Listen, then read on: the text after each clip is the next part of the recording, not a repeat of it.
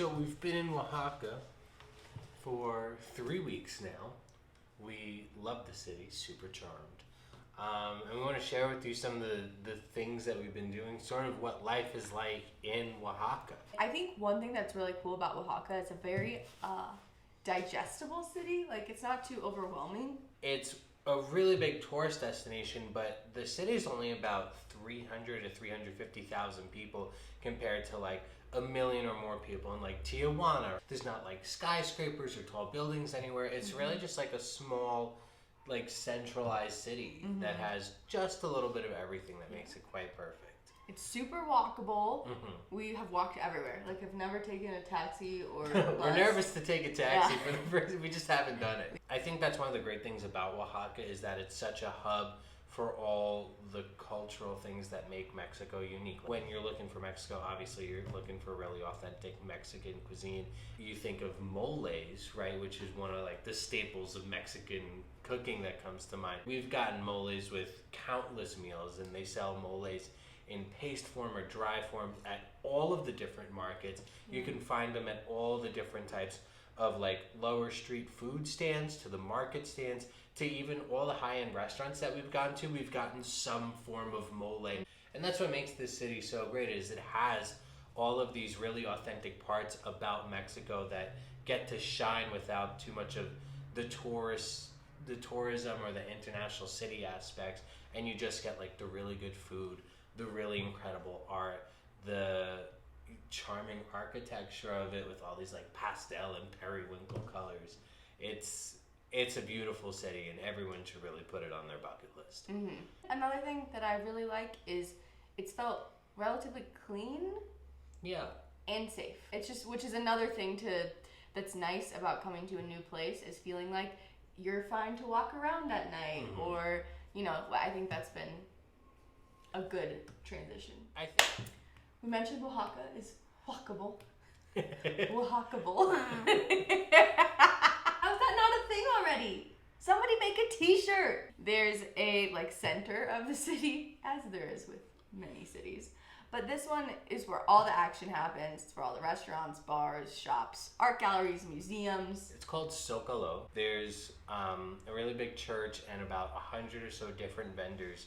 We're at the very west end on the outskirts of town, and our language school is actually like pretty far east, and it takes us about 20-25 minutes to walk the whole thing in the morning. So again, it's a super walkable city. North of Zócalo Square is where we find a lot of the really good restaurants and art galleries. And then there's another big church, Santo Domingo. There's actually 24 different churches in Oaxaca. So Santo Domingo Church is the other really big church in Oaxaca, and that's where, again, some more restaurants and galleries and markets are. That's where a lot of the bars are too at night, so that's where you also find a lot of the street vendors. And then right south of Centro actually is where two of the really famous markets are. 20 de noviembre. El Mercado de 20 de noviembre. The November 20th market, for all those that didn't take language school. And then the Mercado de Juarez, Benito Juarez market. So those two markets are right south of Centro. And what we found too south of Centro is that there's a lot of other food stalls and a lot of other like street vendors out there as well. So that's, you know, if we're going for street food, we'll kind of head south of Centro. We get a lot of steps in here, which I love. One of the benefits though of Oaxaca is that around Centro, around like a 2, 3, even 4 block radius, there's a lot of just pedestrian only streets. And as you go north of Centros towards Santo Domingo and towards like where a lot of the bars are, you get a lot less car traffic, but also a lot more pedestrian only streets. So that's where the city kind of feels nice and safe as well. And in the point of, we kind of live a little bit on the outskirts of town, and so, you know, if we go out at night, we're walking around at night, the nice thing is too, the streets are really well lit here. And there is a lot of like car traffic, so we haven't felt too endangered at any point. Anyways, our apartment is, I like it. It's like nice. We've got a big gate in front. It's like a 10-foot tall wall. It locks twice, so it feels very secure. And then our apartment has a living room, a slash kitchen. It's an open concept. Very modern. And the kitchen has a hot plate from 1990 maybe. It's been a well-loved hot plate, and if you use both burners, it goes off about every 60 seconds. The apartment cost us about $500 for the month, again with taxes and fees.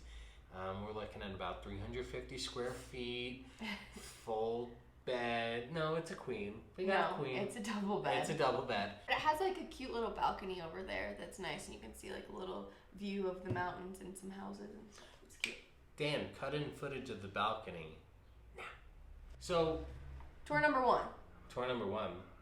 Monte Albán. We've actually done most of our tours through Airbnb or Viator, which is a company under TripAdvisor, and it's been really mostly wonderful. We took one 8-hour long tour, and that tour, so we ended up getting refunded for that tour because it was an 8-hour day, which didn't include the time to drive. So it was really like a 10-hour day of going to Monte Albán, which is the Zapotec ruins here in Oaxaca. We also went to a Barro Negro factory, which is the black pottery. We also went to a Alebrijes factory or workshop rather, where they paint these beautiful animal spirit wooden sculptures that are just incredible. And we did like a couple other little stops, like we stopped for lunch. It was a really long day.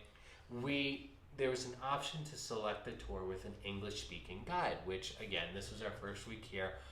I didn't know any Spanish. We didn't know enough Spanish to, like, understand a tour and, historical facts.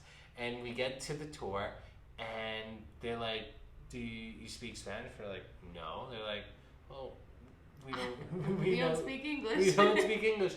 So we sat there for 10 hours and listened to someone speak Spanish at us about things we really wanted to learn about. We kind of had to Google our way through the whole day and then get Spanish spoken at us. And it's fine. Like, I'm all about Spanish is the language here, and that's the country we're in. Yeah, and you gotta, like, flow with the punches, and it was still, like, really interesting. We had a lot of fun with it. I would love to say that we learned a lot about these places, but we went to them for sure.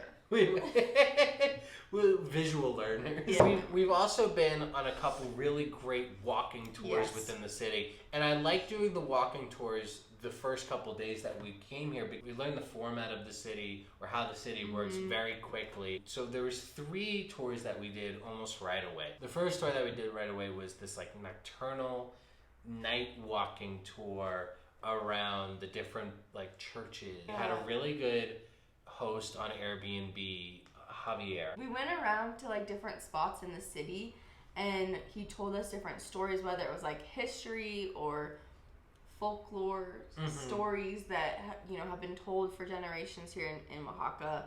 And he was like a really good storyteller. It was stories and mythology that also intertwined well with history and the traditions in Oaxaca. I mean, a lot of these stories explained really well, like the traditions around Dia de Muertos and a lot of just like what you see culturally in the city. He also told us about our animal spirit guides, which was fun. Yes. So Alebrijes are the different animal spirits that in, I guess, Zapotec or Mexican like mythology. If you've seen Coco, you see all the animals that are used in the film, and these spirit guides are meant to help people cross their souls from the living into the afterlife. We went through like our different birth dates and times and all this, and we learned which Alebrijes we were connected to, or which would be our spirit guide. It was just an incredible experience to learn the city really quickly and also learn about the culture in a really immersive and authentic way. The other tour that we did was a mezcal tasting with Juan at Etno Foods, which is like this vegan mezcal cooperative. That was really awesome because we learned about the different types of mezcal, and they actually had the different agave or like mezcal plants potted in the back of the cafe, so we got to like walk around and see the different plants and learn about how there's like 12 or 18 different type of plants that you can make mezcal from. And then we also got to pair them with these different like organic homemade chocolates, which were just fantastic. fantastic. Yeah, it was really cool to learn. And the whole thing was that there's symmetry between the process of making mezcal and the process of making chocolate. I think we definitely want to still go to like a mezcal distillery and see it Yeah. out in like the fields and stuff. But to also just do a mezcal tasting in the city and have it with like a food pairing with a chef and a guide was a really awesome experience as well. The other tour that we did a food tour through the markets. And at first we were a little worried because we paid about $30 for the tour. It's a little pricey, not too pricey. We were a little worried, like, would we get our money's worth? But we absolutely got our money's worth.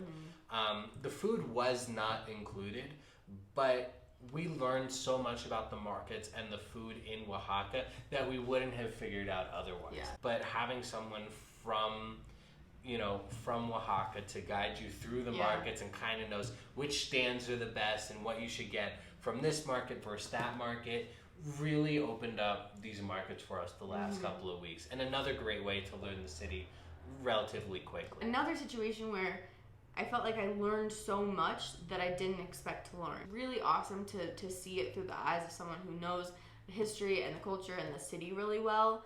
And again, took us to all the good food spots. Yeah, we learned things like, you know, there's these women that sell these like amarillo empanadas. We learned too that, yes, you could get the empanadas, but you could also ask for them to get like chapulines or chiles in there, which we wouldn't have really known to ask for otherwise. We learned about Oaxaca's version of their horchata, which actually comes with prickly pear and some other stuff, which is just fantastic. Melon and walnuts. Oh, melon and walnuts, that's correct, yeah. So good. It's so good. I think the markets can be super overwhelming when you walk in. You have nowhere to go. You don't know what to ask for. And we got like a roadmap to them, which makes them a lot less overwhelming and a lot more accessible. And the other thing is, in a lot of these markets, or in particular markets, there's a lot of just like little restaurants and stalls that we didn't even find the first couple times we went to the market. They're just like these little restaurants within the markets that serve you quick food and a lot of food. Like a lot of food for a really great price. If we spend between 200 and 500 pesos a meal, like that's usually more expensive for us. Like going to the market, there's a market near our school. We go there for lunch sometimes, and we can get a whole meal with drinks for $7 total. There's a range, but Yeah. good food. I will say, to be expected, but it's difficult to find food that's not Mexican food. We love Mexican food. It's great Mexican food. But sometimes you still are like, I want a different taste. Even though the Mexican food is incredibly authentic here, incredibly rich and fresh, it still can be very heavy if you're eating it like 2 or 3 times a day. There's usually a fried element. There's usually some sort of corn or beans that are involved. So, you know, if you're not used to it like we are, it can get a little bit, you know, tiring. And not that we don't like it. I mean, I love food. Come on. But, you know, anytime you'd want a break. You want to mix it up sometimes. Exactly. Yeah. So we have done 2 weeks of language school so far. First week, we did 6 hours a day of language school for 5 days, which was really helpful, but also that's like all we did that week. Yeah. And so it was kind of a lot. And then the next week we did 4 hours a day, and I think that's a little more manageable. The class sizes are about, you know, 2 to 4 people max. So we do 2 hours of grammar and vocab in the morning. Then we'd have 2 hours of conversational class. And then because we took the 6 hours, we actually got 2 hours of one-on-one, which I thought was incredibly useful. I had a really great tutor, and I feel like I learned a lot, but I felt like I needed that maybe a little bit more than you because I don't know any Spanish, or I didn't know any Spanish until then. And within the last 2 weeks, I know enough Spanish to order at the restaurants. I've had to pick up medicine at the pharmacy, and I was able to handle those interactions. So there hasn't been many interactions that I haven't been able to at least get through with a little bit of Spanish and sometimes a little bit of Google Translate. But I know enough now to at least, you know, not be helpless out in the world. We're going to, it's called Oaxaca International School. I really like it. It's a really nice facility. The teachers have been good. Each week our teachers have changed, so you get to meet a lot of different people. And then I would say a really underrated point of doing like a language school or a language program like this is not only getting to meet other people who are learning the language and staying in the city, but for us, our teachers are all people mostly around our age who are from Oaxaca. And so learning their perspectives and viewpoints on Oaxaca, on the United States, like it's just been really interesting to have these conversations with them while we're also learning Spanish. But overall, Oaxaca, right? I think Oaxaca is an incredible city. It's very Oaxacable. I think we're gonna make another video soon about all the things that you should do in Oaxaca. Food to eat. So we'll dive a little bit more in the food to eat, the different attractions that you definitely need to see, the different art that we've seen that is something that you have to do here. Yeah. This is a city that is an artist city. It's everywhere. And if you want to see more candid content, please like and subscribe and share this video, and then do all that stuff again for our next video and our previous video. And find us on TikTok, Instagram, Twitter, YouTube, and jansworldtour.com. Woo! All right. Thanks, everyone. Happy week.